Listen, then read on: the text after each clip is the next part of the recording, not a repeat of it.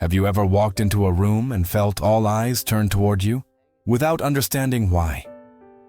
Have you ever had the sense that you carry something within you, an essence that others cannot name but can perceive? Carl Jung called this an archetypal presence, an invisible, rare, and powerful force that cannot be learned. You are born with it.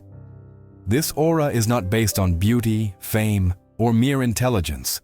It comes from another source, a place few can access because it requires passing through pain, truth, and a deep immersion in the unconscious. Only 1% of people carry this energy, and when you possess it, the world reacts differently. Some are drawn to you like magnets, while others pull away, as if you were dangerous. But why? Why does this happen? And what lies behind this aura that seems so inexplicable? How would Jung explain this phenomenon? In this video, you will uncover the mystery behind this rare presence and perhaps realize that it has always been within you. You make people nervous without saying a word. You enter a room, and before you even speak, before you even take your place, something shifts. It's subtle, almost imperceptible, but it's there. People look at you, not out of curiosity, but with an inner tension they don't fully understand. Some avoid your gaze, others try too hard to be friendly. Some act as if nothing is happening, but deep down, they feel it, the silent pressure your presence evokes. Carl Jung would not call this charisma. He would call it archetypal tension. When a person carries unresolved truths within them, deep truths, the unconscious of others reacts. Your aura carries a weight. It has nothing to do with your appearance or the tone of your voice. It's about what you awaken in others without even trying. And for most, that awakening is uncomfortable. The modern world is built on masks, polite smiles, rehearsed conversations, and superficial interactions. But when someone enters with a rare aura, it disrupts that balance. Your energy is not chaotic. It's not even loud, but it is profoundly real. It confronts others with themselves. People cannot define it, but they feel it. They may describe you as intense, different, or even too much, but these are just labels from people who are not used to being seen. Because that's what you do. You see. Not with your eyes, but with your presence. And being truly seen, without filters or defenses, makes people vulnerable. That vulnerability is often perceived as a threat. That's why they talk about you after you leave. Why do they feel drained or unsettled around you? It's not because you're doing something wrong. It's because you're not doing anything false. And in a world that thrives on pretense, being authentic is revolutionary and unsettling. The nervousness people feel has nothing to do with you personally. It's tied to the parts of themselves they don't want to face. Jung called these parts the shadow, everything we reject, repress, or deny within ourselves. When someone with a rare aura enters a room, the shadow stirs. And when the shadow stirs, it thrashes.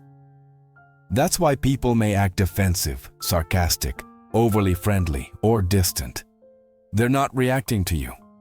They're reacting to what you reflect back to them. Your aura acts like a mirror. But not a mirror that shows what is already visible. It reveals what is hidden. And that reflection doesn't always bring a smile to people's faces. It challenges them, reminds them of truths they've buried, and pulls them toward depths they've avoided for years. Perhaps you've tried to tone yourself down to be more normal, softer, more relaxed. But the truth is, your mere existence forces people to confront something.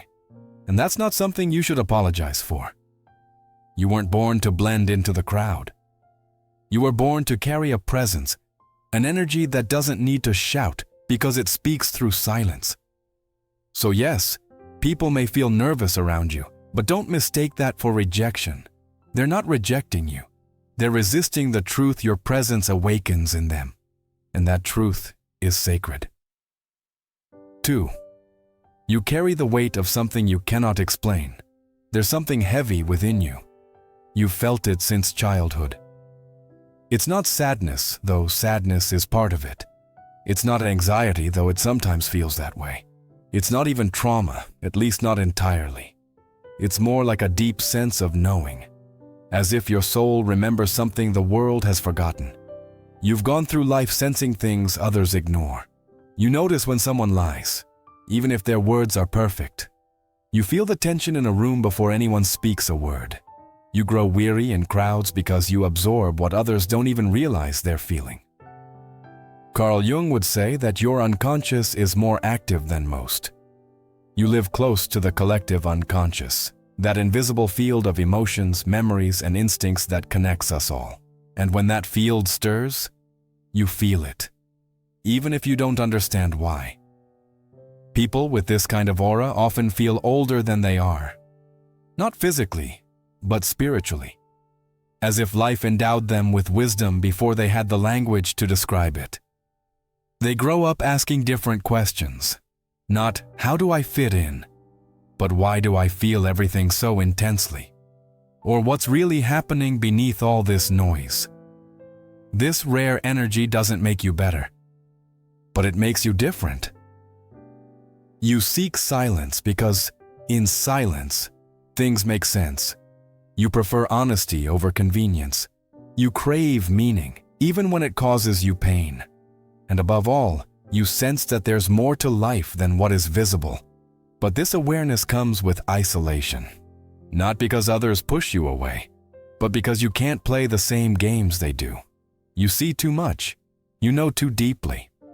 And sometimes, that knowing is exhausting. Perhaps you've tried to explain this to people, friends, family, someone you love. But words are always inadequate because what you carry isn't logical. It's archetypal. Jung would describe it as a calling. Not in a religious sense, but in the sense that your life is meant to dive deeper, to explore the unconscious, to become whole. This weight is not a curse, it's a compass. It guides you inward, toward self-awareness, toward individuation. It shows you what matters beyond appearances. And while others chase approval, you are drawn to truth. That's why you don't need a room full of people to feel seen. You need just one authentic moment, one true connection. That's why you don't get bored in solitude. You discover more of yourself there. This inner depth cannot be learned. It cannot be faked. And it certainly cannot be turned off. It's something ancient embedded in your being. That's why you've always felt both burdened and blessed. So if you've ever felt that you carry something you can't explain, it's because you do. And perhaps that is your gift. 3. You make people feel seen in a way they cannot handle.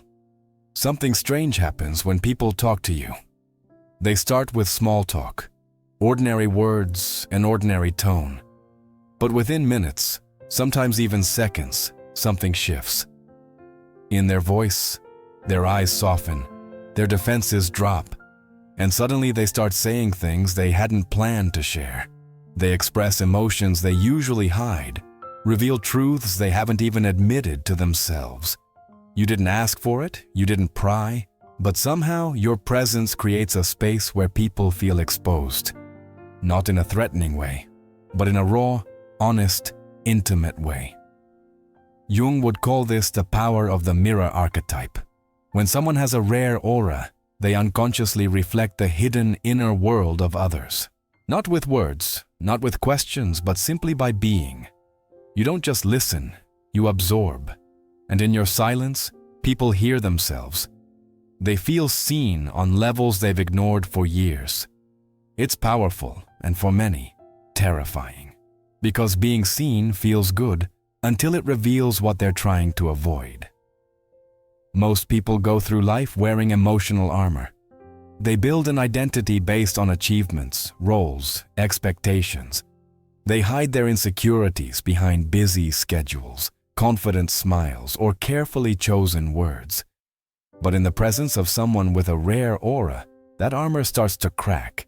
Not because you're attacking it, but because your energy makes pretending unbearable. It's as if a light they didn't ask for suddenly shines on their soul, and they don't know how to stand in that light. You may have noticed how often people open up to you. Strangers, co-workers, even those who say they don't like deep conversations. They talk, they unravel, and then sometimes they pull back, go silent. They act strangely the next time they see you. Not because you did something wrong, but because something in them was revealed, and they weren't ready for it. This is one of the most painful parts of carrying a rare aura. You connect deeply, and then they disappear. You offer your presence, and they withdraw. You hold space, and they flee. Jung explained this as the result of projections collapsing. When someone projects a false self, a mask, and that mask is reflected back as empty, the person feels discomfort. It's not your fault. It's a confrontation between their truth and their illusion. Your ability to see through people isn't just intuition. It's a form of unconscious intelligence. You don't just read, you feel. You don't pry, you receive. But what you carry quietly communicates, "I see you." And when someone isn't ready to be seen, they often mistake that gaze for danger. Sometimes they react with kindness, sometimes with distance, sometimes with aggression. But beneath all those reactions lies one truth. They felt something with you that they don't feel with anyone else. A connection so real, it scared them. A moment so vulnerable, it made them question who they are. And the hardest part? They rarely acknowledge it, because people don't consciously realize what you've given them. They think they just had a sudden moment of clarity or a strange wave of emotion. But deep down, something in your energy triggered it. You're not a therapist, you're not a healer in the traditional sense, but you are a mirror, and that is sacred work. Jung believed that true transformation begins with awareness, and awareness often starts in the presence of someone who reflects back the parts of us we've disowned. That's what you do, naturally, effortlessly, often painfully. You awaken awareness in others simply by being fully yourself. This is also why people feel drained after talking to you. Not because you take their energy, but because you awaken it. You touch their soul, brush against their unconscious, and that level of connection isn't easy to process. You may have wondered, why do people always come to me with their problems? Or, why do they disappear after opening up to me? It's because your aura doesn't let people sleep, and staying emotionally and mentally awake is terrifying for most. So if you've ever felt confused because people draw close and then pull away, if you've ever blamed yourself for being too intense, if you've ever felt the pain of being a safe space for others while receiving silence in return, know this: you are not too much. You are simply more real than they're used to. And in a world full of noise, your silent truth is the loudest thing they've ever felt. 4. You go through life with a sense of not belonging. It's not just a feeling, it's a constant hum in the background of your existence. You can be in a room full of people who love you, who care about you. You can smile, engage in conversation, be surrounded by warmth. And yet, somewhere deep inside there's this quiet but persistent sense that you're not truly part of it, that you're observing it all from a distance, like a guest in your own life. Carl Jung described this experience as the path of an individuated soul, one that cannot fully blend into the crowd because it was never meant to. People with a rare aura are not made to fit in, they are made to see beyond. And that vision, that depth, comes at a cost. You constantly feel out of place in a world that worships the surface. Perhaps you've spent years trying to belong. You've adapted, adjusted, learned how to be normal. You've observed how others laugh, react, connect, and tried to mimic that rhythm. But it always felt like a performance. You were never in it, just next to it. Close enough to touch it, but never close enough to disappear into it like others do. That's because your soul doesn't want comfort. It wants truth. And truth rarely fits. You question things most people accept. You feel things more deeply than required. You struggle to conform to groupthink, to follow trends, to celebrate what others chase. Not because you're cynical, but because you see the thread behind the curtain. You feel the emptiness behind the noise. This sense of not belonging isn't a flaw. It's not a reaction to trauma. It's the hallmark of an awakened mind in a sleeping world. Jung believed that those with deep awareness, those who have done the work of confronting their shadow, integrating their unconscious, and listening to their soul's voice, naturally feel alienated. Why? Because so few choose that path. Most opt for safety, predictability, approval. But you chose truth. Or perhaps truth chose you. And once you start seeing clearly, you cannot unsee. The laughter that feels forced, the goals that seem empty, the relationships that run on autopilot. You see it all, and in seeing, you feel disconnected. That disconnection doesn't mean you're broken, it means you're awake. And yet, it doesn't shield you from loneliness. You long for connection, true connection, where you don't have to shrink, explain, or soften your truth, where you can show up as you are, intense, quiet, complex, whole, and still be held. But here's the paradox. People are drawn to your depth, but they fear it. They admire your insight, but don't understand it. They say you're different, but don't know how to be with that difference without trying to fix or categorize it. So, you go through life alone. Not physically, but spiritually. You talk to people, but you rarely feel met. You explain yourself, but you're rarely understood. You offer your heart, but it often lands in silence. And yet, despite all this, you keep going. You keep searching. Because something within you whispers, you weren't made for the crowd. You were made for something greater. That greater isn't fame. It's not success. It's not even peace. It's wholeness. You're not here to belong to the world. You're here to become yourself, fully. And in that becoming, your sense of not belonging may transform. It becomes a kind of sacred solitude, a space where your soul breathes, a space where you finally stop trying to fit in and start listening to your own rhythm. That rhythm is ancient. It speaks through silence. It moves through intuition.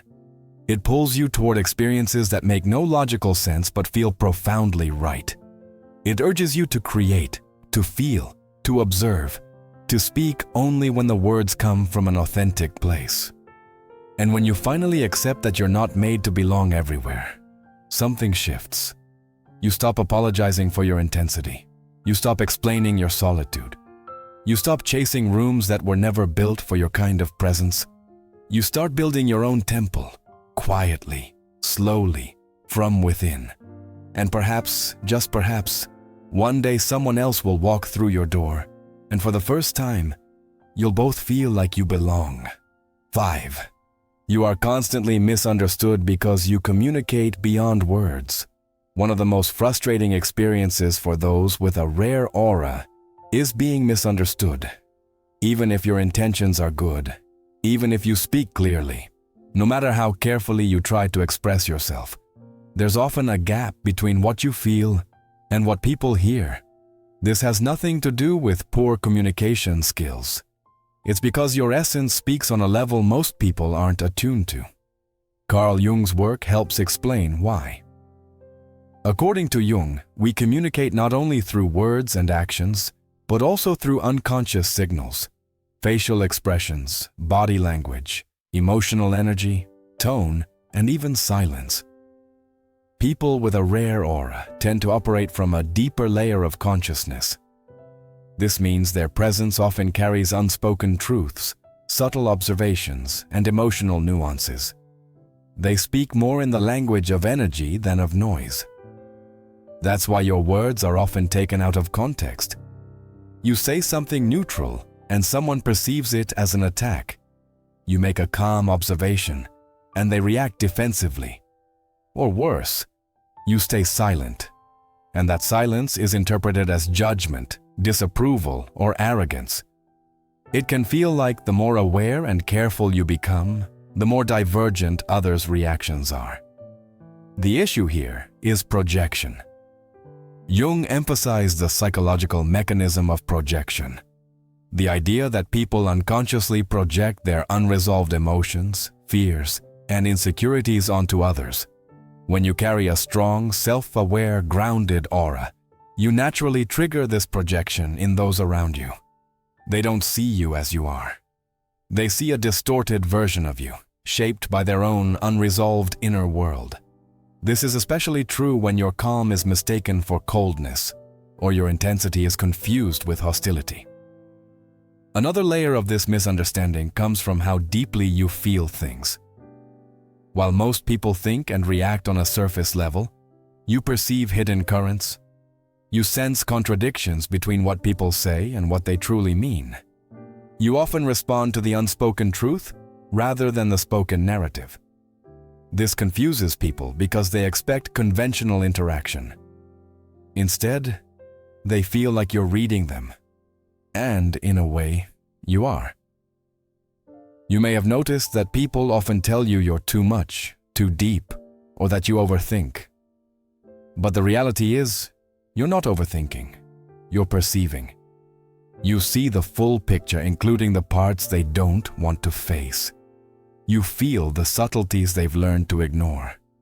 And when you reflect those back, even unintentionally, it causes discomfort. The result of these repeated misunderstandings is emotional exhaustion. You start hesitating before expressing yourself, withdrawing from conversations that feel shallow.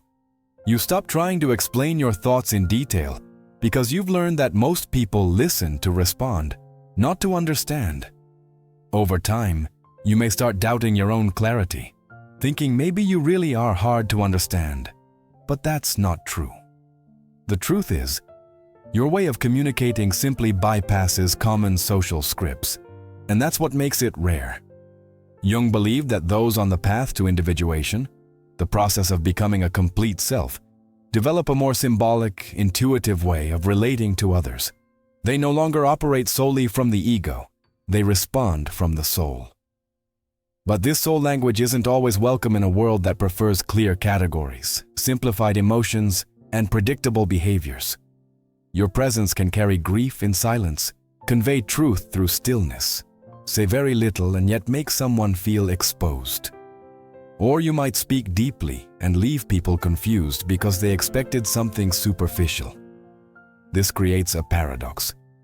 People are drawn to you, but often they don't know why.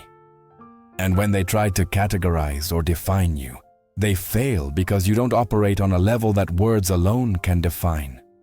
This isn't a reason to isolate yourself or stop expressing who you are. On the contrary, it's a sign of your inner growth. The more you're misunderstood by the majority, the more likely it is that you've tapped into a depth most haven't yet reached. This isn't elitism. It's evolution. And it requires patience. You must learn to hold your truth even when others don't see it. You must accept that some will misread your silence, your gaze, or your tone. And that's okay. You're not here to be understood by everyone. You're here to understand yourself so fully that you no longer need validation from uncomprehending minds. And when you meet someone who speaks your language, who hears what you mean without needing explanation, you'll feel like you've come home. Until then, let your soul keep speaking, even if the world is too noisy to listen. 6. You attract people who want to change you, then resent you for not changing. One of the most painful patterns for those with a rare aura is the type of people they attract. From the outside, it may look like admiration. People are drawn to your energy, your depth, your calm, your presence. They might even describe you as magnetic or different in a way they can't quite explain. But over time, that admiration often turns to discomfort. And in many cases, it morphs into resentment. Not because you did something wrong, but because you refused to become what they unconsciously wanted you to be. Carl Jung would describe this as a collision between the individuated self and the collective expectations of others. People project onto you not only what they think you are, but also what they want you to be. When someone with a rare aura enters their life, it awakens something dormant.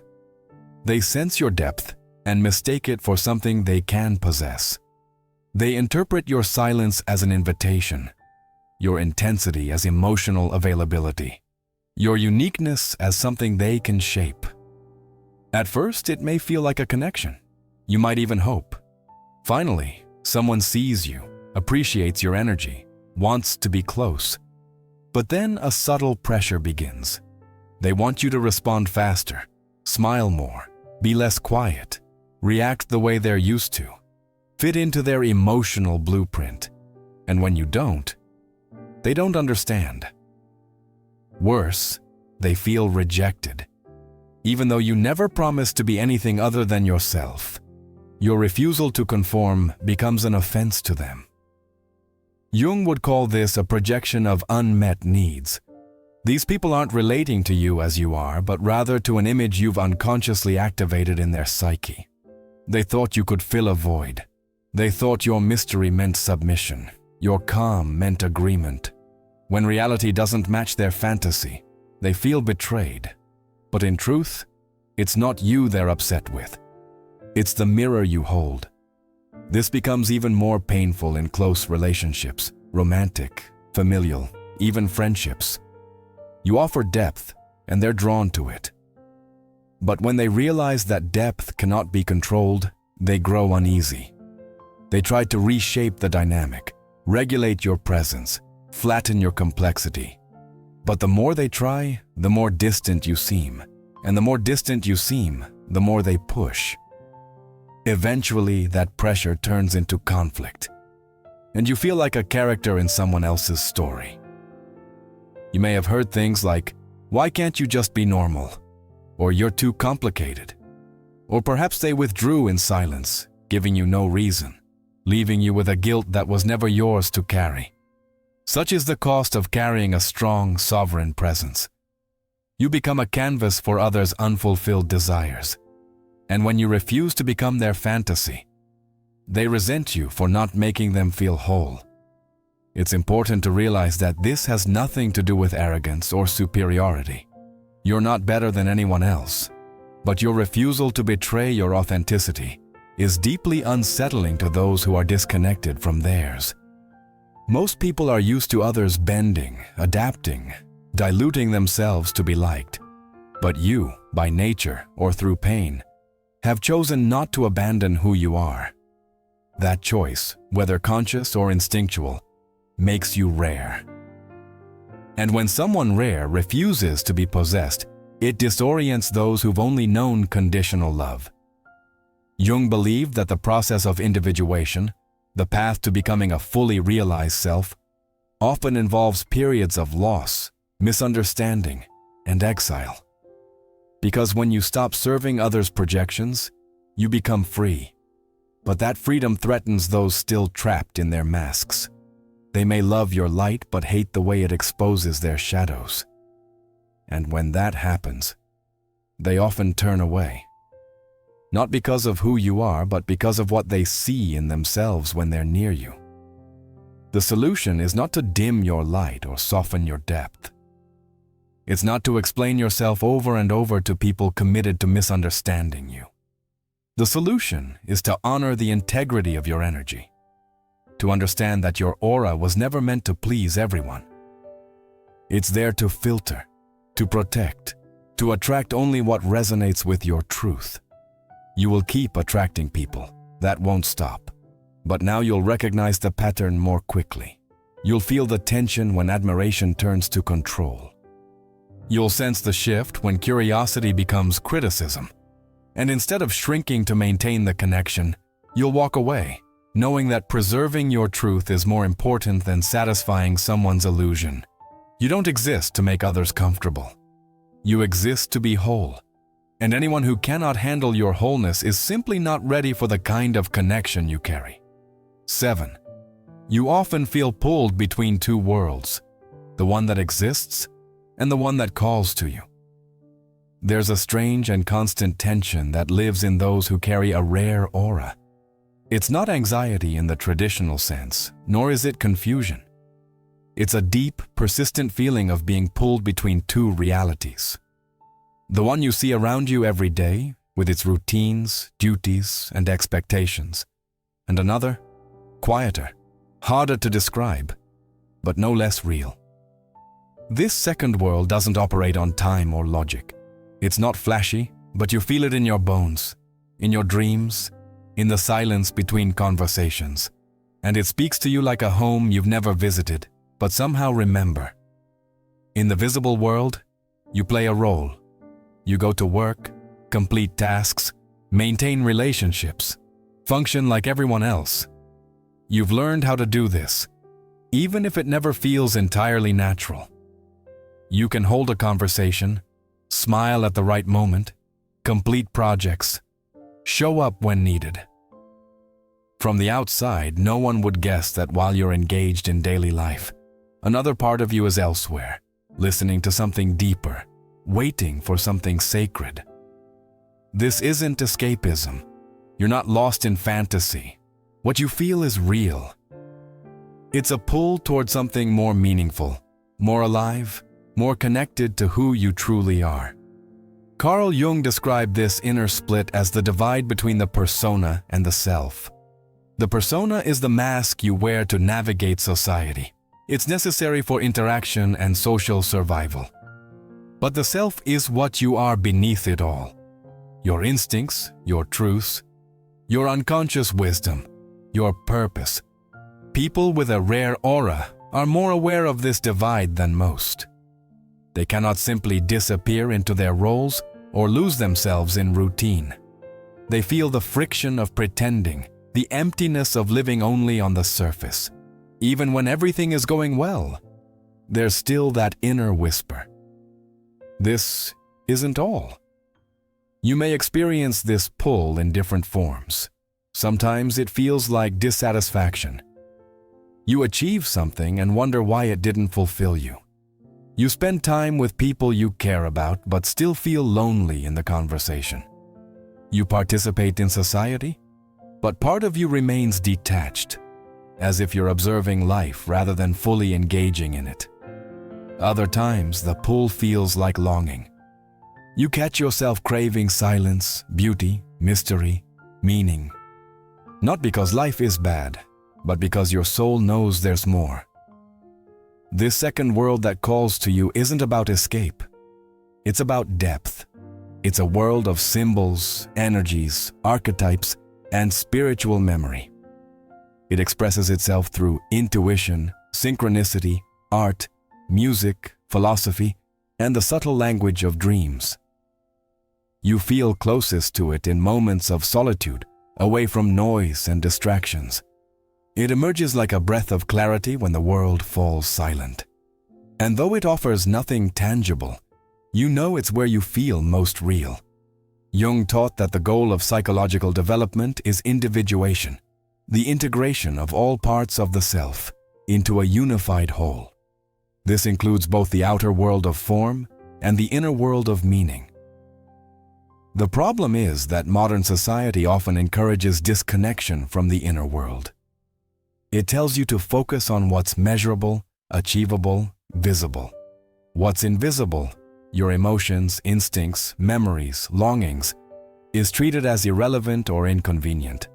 But for someone with a rare aura, ignoring that inner world is not an option. It's not a choice. It would be a betrayal of the soul. That's why people like you often feel conflicted. You want to belong, to contribute, to participate. But you also want to honor what you feel inside. The challenge is not to choose between these two worlds, but to learn how to bridge them. You must not abandon one for the other. Your task is to move between them, bringing the wisdom of the invisible into the visible, and helping others remember what they've forgotten. This isn't easy. It requires emotional resilience, spiritual clarity, and deep trust in yourself. The outer world won't always understand you. People may think you're dissatisfied, distant, or strange. You may have been told you're unrealistic or too dreamy, but that's because they live in one world. You live in both. And that gives you access to something most people never experience: inner freedom. You may be drawn to certain activities, not because they're trendy or useful, but because they act as portals. Music, writing, meditation, walks in nature. These aren't hobbies. They're ways to anchor your presence in a reality that aligns with your essence. They give form to the formless. They allow you to process what the mind cannot logically explain. This connection to two worlds also explains why you can sometimes feel emotionally exhausted. Being present in both places takes energy, attention, focus, and care. You sense what others ignore. You hold space for energies others don't even notice. And while this is a gift, it also requires rest, solitude, and intentional boundaries. You're not lost. You're not unfocused. You're simply responding to a life that encompasses more than one layer. That response is sacred. So when you feel disconnected from the outer world, remember that it doesn't mean you're failing. It means your inner world is alive. And when you feel torn between participating in society and listening to your intuition, remind yourself that you were never meant to live like everyone else. You're here to translate the invisible, to give shape to the formless, to live in a way that honors the full spectrum of human experience. You're not too much. You're simply listening to what others have forgotten to hear. 8. Your mere existence awakens something in others they cannot explain. When you carry a rare aura, your mere existence affects people, even when you're not trying to do anything at all. You can be sitting silently in a room, minding your own business, and yet something in your presence shifts the atmosphere. People become more alert, more self-aware, sometimes even more reactive. They may suddenly grow quiet or start over-explaining themselves. They may open up without knowing why or walk away without giving a reason. This doesn't happen because of what you said or did, but because of what your presence represents. Carl Jung believed that those who embody a deep level of integration, people who have faced their shadow and embraced their wholeness, trigger an unconscious ripple effect in others. That ripple is what you're witnessing. The impact you carry isn't loud. It doesn't rely on attention-seeking behavior, performance, or persuasion. It stems from something more subtle, yet far more powerful: coherence.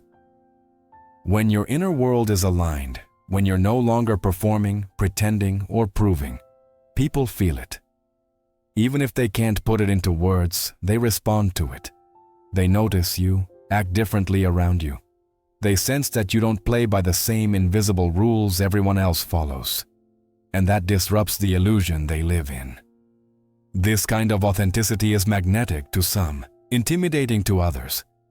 People who are ready to meet themselves will feel safe and inspired in your presence. They may not understand why, but something about you makes them feel like they can breathe again, like they can finally drop their mask. Others, however, will feel unmasked. They'll feel seen in a way they weren't prepared for. Your calm may seem like judgment. Your silence may be perceived as rejection. But none of this is personal. What they're reacting to is the contrast between your inner clarity and their inner confusion.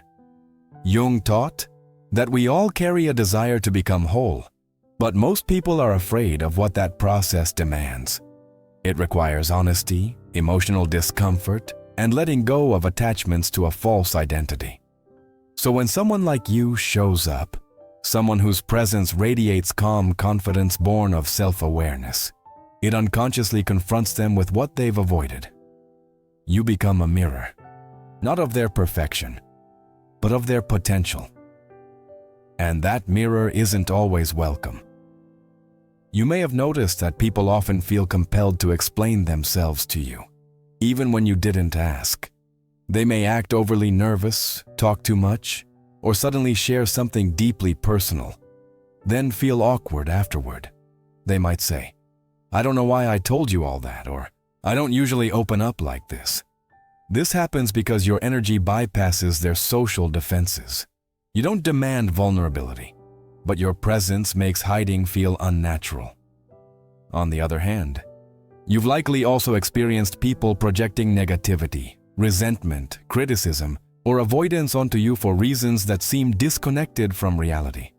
They may say you're distant or arrogant or accuse you of being too intense, even though you were just being yourself.